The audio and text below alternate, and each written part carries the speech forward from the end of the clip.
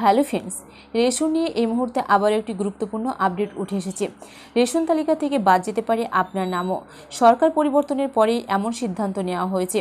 প্রত্যেক রেশন গ্রাহককে আবার নতুন করে রেজিস্ট্রেশনের প্রক্রিয়া শুরু করা হচ্ছে এবং প্রত্যেক রেশন গ্রাহককে নতুন করে রেজিস্ট্রেশন করতে হবে। এবার অযোগ্যদের বাছাই করার জন্য এমন সিদ্ধান্ত নিতে চলেছে কেন্দ্রীয় সরকার।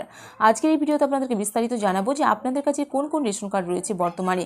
যদি আপনাদের কাছে AY, SPHH, PHH, RKSY1 এবং RKSY2 এই সমস্ত রেশন কার্ড থেকে থাকে, তাহলে কোন কার্ড থাকলে আপনাদের তালিকা থেকে নাম বাদ যেতে পারে এবং কোন কার্ডে কত কেজি করে আপনাদেরকে সম্পূর্ণ বিনামূল্যে রেশন দেওয়া হবে, কেন্দ্রীয় সরকারের তরফ থেকে কী জানানো হয়েছে এবং কাদের নাম তালিকা থেকে রেশন তালিকা থেকে বাদ যেতে চলেছে, আজকের এই ভিডিওতে বিস্তারিত আপনাদেরকে জানাবো। তার আগে ভিডিওটি যদি ভালো লেগে থাকে তো অবশ্যই একটি লাইক করবেন, বন্ধুদের সঙ্গে শেয়ার করবেন।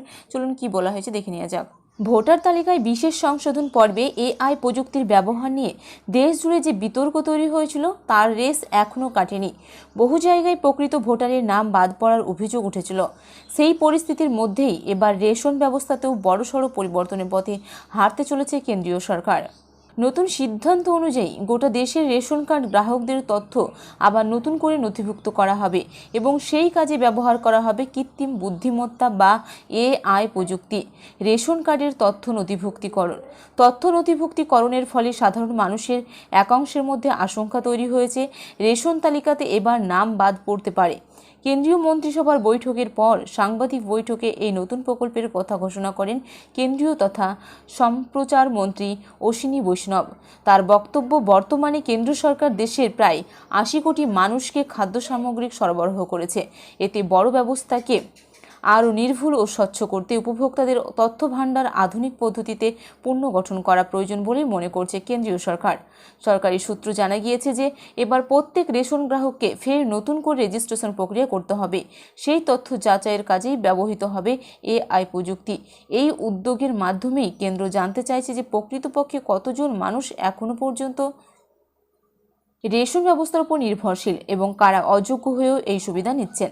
মন্ত্রী জানিয়েছেন যে কেন্দ্রীয় মন্ত্রিসভার অনুমোদনের পর সার্থক রেশন প্রকল্প চালু করার সিদ্ধান্ত নেওয়া হয়েছে। এই প্রকল্পের জন্য মোট 25,530 কোটি টাকা বরাদ্দ করা হয়েছে। আগামী 1 এপ্রিল 2026 থেকে শুরু হয়ে 31 মার্চ 2031 পর্যন্ত এই কর্মসূচি চালু থাকবে। সরকারের মতে এর ফলে একজন গরিব মানুষ যেন রেশন থেকে বাদ না পড়ে। যাদের পাওয়ার কথা নয় তেমন কতজন গ্রাহক রেশন পাচ্ছেন সেটাও চিহ্নিত করা হবে। বিরোধীদের এক অংশের দাবি, SIR এর সময় যেমন বহু ত্রুটি সামনে এসেছিল তেমনই AI নির্ভর এই নতুন যাচাই প্রক্রিয়াতেও প্রকৃত উপভোক্তাদের সমস্যায় পড়তে হতে পারে। তবে শুধু তালিকায় সংশোধন নয়, রেশন ব্যবস্থার পরিকাঠামো উন্নয়নে জোর দিচ্ছে কেন্দ্র। এছাড়াও এই নতুন প্রকল্পে AI প্রযুক্তি যুক্ত হওয়ার ফলে বছরে প্রায় 280 কোটি টাকা সাশ্রয় সম্ভব বলেও দাবি কেন্দ্রের। কেন্দ্রের এই নতুন পদক্ষেপকে একদিকে যেমন রেশন ব্যবস্থাকে আধুনিক স্বচ্ছ করার উদ্যোগ হিসেবে দেখা যাচ্ছে, অন্যদিকে সাধারণ মানুষের মনে বাড়ছে আশঙ্কা প্রযুক্তির জালে পড়ে যাতে প্রকৃত দরিদ্র মানুষের প্রাপ্য অধিকার হারিয়ে না যায়। কেন্দ্রীয় সরকারের তরফ থেকে বড় সিদ্ধান্ত নেওয়া হয়েছে যে গোটা দেশের রেশন কার্ড গ্রাহকদের নতুন করে আবার নথিভুক্তকরণ করতে হবে, কেননা এখানে যাতে অযোগ্য ব্যক্তি যাতে রেশন সুবিধা না পায় এবং যোগ্যরা যাতে পায়, এই জন্য আবার নতুন করে নথিভুক্তকরণের ফলে সাধারণ মানুষের যে আশঙ্কা তৈরি হচ্ছে যে তালিকা থেকে নাম বাদ পড়তে পারে, সে ব্যাপারে কিন্তু বিস্তারিত জানিয়ে দিয়েছে অশ্বিনী বৈষ্ণব। তো 80 কোটি মানুষকে খাদ্য সামগ্রী করছে, এই বড় ব্যবস্থা যাতে স্বচ্ছ এবং নির্ভুলভাবে করতে পারে, যোগ্য উপভোক্তারা যাতে সঠিকভাবে এই সুবিধা পান সেদিকে নজর রাখা হচ্ছে কেন্দ্রীয় সরকারের তরফ থেকে এবং প্রত্যেক যে রেশন গ্রাহককে ফের নতুন করে আবার একবার রেজিস্ট্রেশন যাচাই প্রক্রিয়ার কথা কিন্তু জানিয়ে দেওয়া হয়েছে ইতিমধ্যে।